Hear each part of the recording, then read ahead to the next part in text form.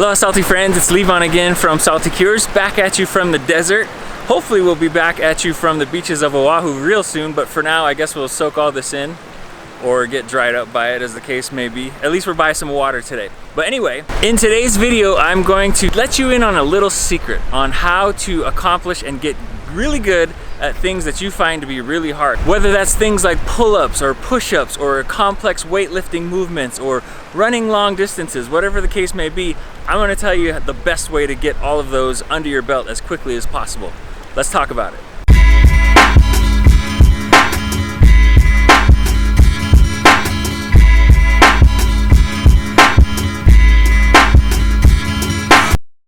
So I happen to know for a fact that there are many people that look at other people who are really good at certain physical feats, such as doing pull-ups or push-ups like we talked about, or even things like flexibility or being able to run effortlessly like we also talked about.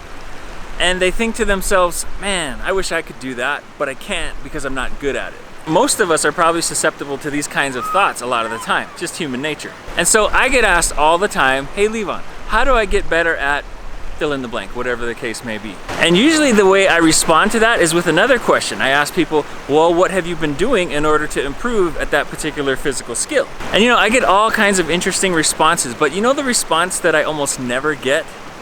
I never hear people saying they're doing that thing that they want to get better at. And they may be busy doing all manner of different things that might be, in their mind at least, related to that thing they want to get better at, but they're not doing that one single thing that they claim to want to be able to do. Now, that makes me scratch my head, and I hope it makes you scratch your head too. Because what should be the answer to that question, and is the secret that I alluded to at the beginning of this video, is if you want to get better at something that you're not good at, you have to spend lots of time doing that thing. And when I tell people precisely that, they sometimes look at me kind of confused, like, but Levon, I'm not good at that thing. Again, friends, there's no big mystery here. The path to mastery at anything is through doing that thing. And plus, have you ever considered the idea that you may not be good at something precisely because you don't practice it on a regular basis? Now, are there people who have natural tendencies that they were born with to be better at certain types of activities versus other people? Yes, absolutely. Which may explain why sometimes you may see somebody just casually, it seems, taking a stroll on a nice easy run, barely breaking a sweat through your neighborhood, and you're sitting there going, how does that look so easy for them? Well, what you may not see is that they have put in a significant amount of training hours and time to get to that point.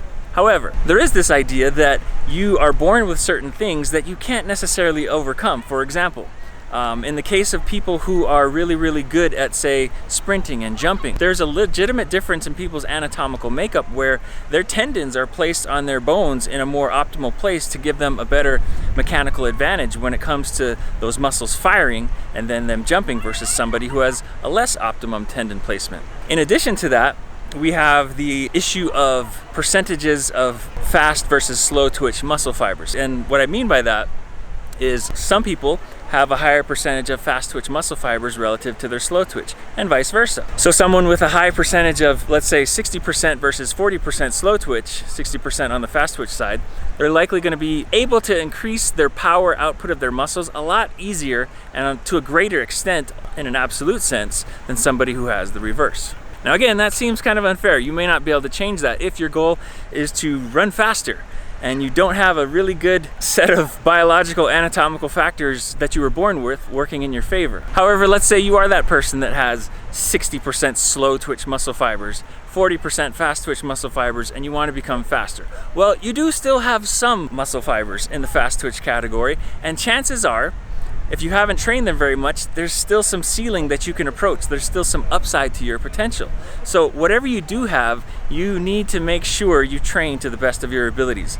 Not having the best genetic output given to you by your parents is no excuse for not training what you have been given to the best that they can exercise themselves. Again, the point is, whatever you've been given physically, whatever your strengths are, whatever your weaknesses are, even if you feel like they're mostly all weaknesses, it's up to you how you train them to target them directly and make those weaknesses become strengths as much as possible. So let's get back to this idea of training a specific thing in order to get better at that thing because you're not very good at it. And how does this look in real life? Let's take the example of pull-ups.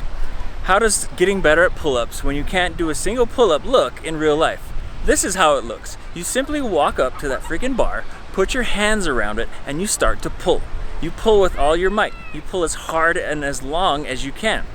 If you only move your body 1 centimeter, you start there. You keep doing that repetitively, day in and day out, until you get better and better at it. And pretty soon, you're gonna move it 2 centimeters, and then 3, and then so on and so forth, until you've gotten yourself all the way up there, and you've done your very first pull-up. Now, that may sound grueling, but yes, you're absolutely right. That is grueling, and that is what it takes. But let me tell you something. When you get up to the top of that bar is here, chin is here, you're gonna feel amazing, like $1,000,000. And from that point on, getting to your second and third and so on, number of pull-ups is gonna become so much easier because you've already accomplished it, and you now know how to do it in terms of the effort that you know it takes to get to that point. At that point, you will have become the embodiment of one of my favorite all-time quotes, which is, "That which we persist in doing becomes easier." Not that the nature of the thing has changed, but that our ability to do has increased, okay? And that increase only comes through effort and doing that very thing, once again, that you're trying to get better at. Now, I really think this point that I'm about to make should go without saying, but I think it's really important to emphasize, so I'm gonna go ahead and do that right now.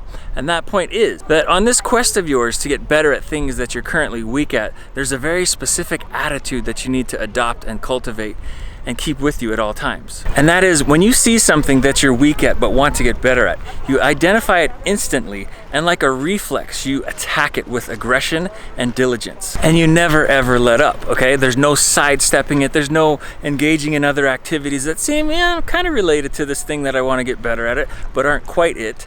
You do that thing, you see it, you take it on head on, and you never let up until you've accomplished it and conquered it. Now, one of the awesome side benefits of doing things this way is that there's a spillover effect to every other area of your life, where you see problems, you see things that need to be solved, you instantly have this attitude of, rather than avoiding it or just kind of tiptoeing around it and chipping away at it little by little, you attack things head on and you get to the bottom of what it is you need to do to overcome the solution as quickly as possible. Now, I hope this little pep talk was just that, a pep talk, and that you don't feel discouraged now. I don't think you should, because while yes, we've identified that the only way around hard things is right through them and to absorb their hardness, if you will, but we've also narrowed it down to how to do it, and that is by doing one thing. So in one way, we've simplified things. Now, this principle kind of leads me to one last thing that I'd like you to consider, and that is this.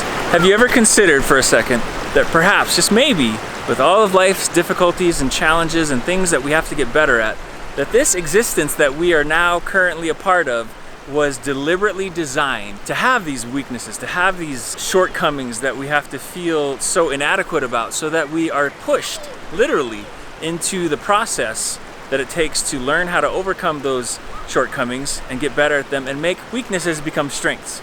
I really think that is a part of why we're here, and I really think that you need to embrace that and look at it as a growing opportunity and a positive, rather than something that's negative and to be avoided. So I would like to know, what is stopping you from attacking things in this way and making weak things become strong? Let me know in the comments. Ask a question about it if you have one, or if you've got a question about something related to that, ask that as well. I would love to see what you have to say and make future videos possibly answering those questions. Also, don't forget to like this video and subscribe to the channel for more awesome fitness coaching videos.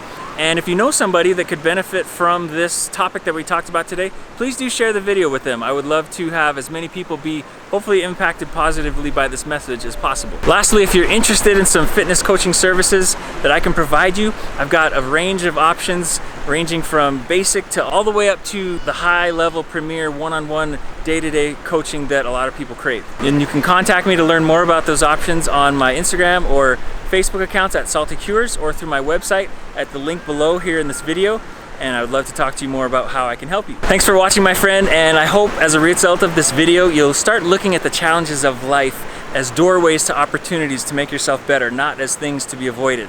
And that doing so, you do start to see improvement and changes in your life and a more positive and courageous attitude about the challenges that come your way. Thanks for watching, and take care. Talk to you again soon in the next video. Aloha.